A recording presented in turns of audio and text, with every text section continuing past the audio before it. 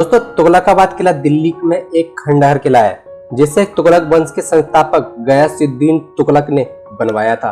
तुगलकाबाद किला ओखला औद्योगिक क्षेत्र के पास स्थित है, जो इस्लामिक वास्तुकला के सबसे खूबसूरत नमूनों में से एक है।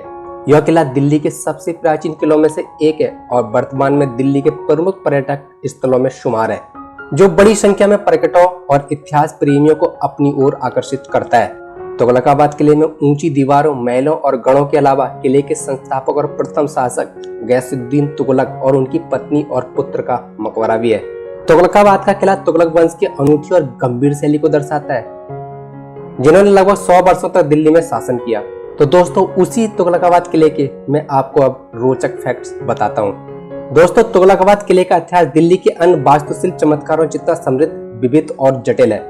1320 ईस्वी में शासन करने वाले तुगलक वंश के पहले राजा गयासुद्दीन तुगलक ने किले के निर्माण के लिए तुगलकाबाद की पथरीली जगह को चुना, ताकि इसे मंगोल जैसे आक्रमणकारियों से आसानी से बचाया जा सके।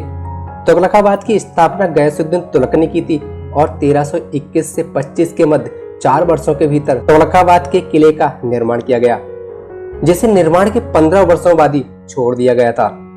दोस्तों, तुगलक वंश द्वारा निर्मित इस स्मारक की एक विशिष्ट विशेषता यह है कि इस किले को युद्धस्थ पैरापेट किले के सबसे ऊपर के 10 से 15 मीटर की ऊंचाई के बीच बनाया गया है।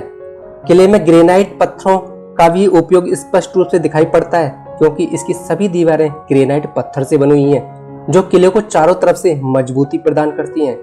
इस किले के भीतर ज्ञात अलाउद्दीन तुगलक का मकबरा स्थित है, जो कि एकल गुंबददार वर्गाकार मकबरे की शैली में बनाया गया है। इस मकबरे के किनारे के निर्माण चिकने लाल बलुआ पत्थर और संगमरमर के खुदे हुए पैनलों और मेहराबों से किया गया है।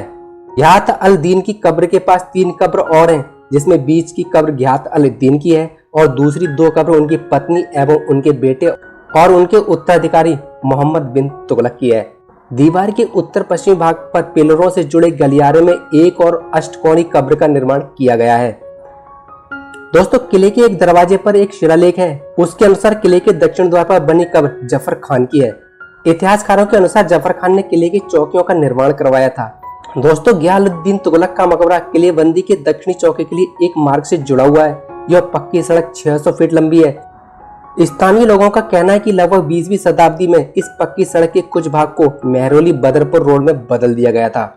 इतिहासकारों और स्थानीय लोगों द्वारा इस किले के बारे में यह कहा जाता है कि इस किले में कभी 52 गेट हुआ करते थे, जिस कारण इसे गेटों वाला शहर भी कहा जाता था। परंतु वर्तमान में इस समय में इस किले में केवल 13 गेट ही बचे हैं।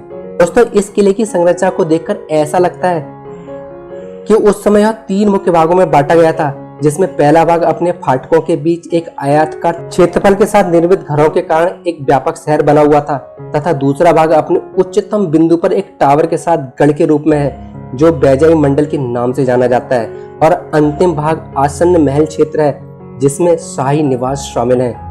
दोस्तों, किले के दक्षिण भाग में किलेबंदी चौकी के भीतर और घियात अल दीन की कब्र के निकट ही एक विशाल कृत्रिम जल भंडार है, जो अच्छी तरह से संरक्षित मकबरे किले से जुड़ा हुआ है। दोस्तों, आप लोगों के लिए मैं तुगलकाबाद किले से जुड़ी छोटी छोटी कुछ रोचक जानकारी लेके आया था। आपको ये कैसी लगी, आप प्लीज मुझे कमेंट करके जरूर बताएं। थैंक यू, धन्यवाद।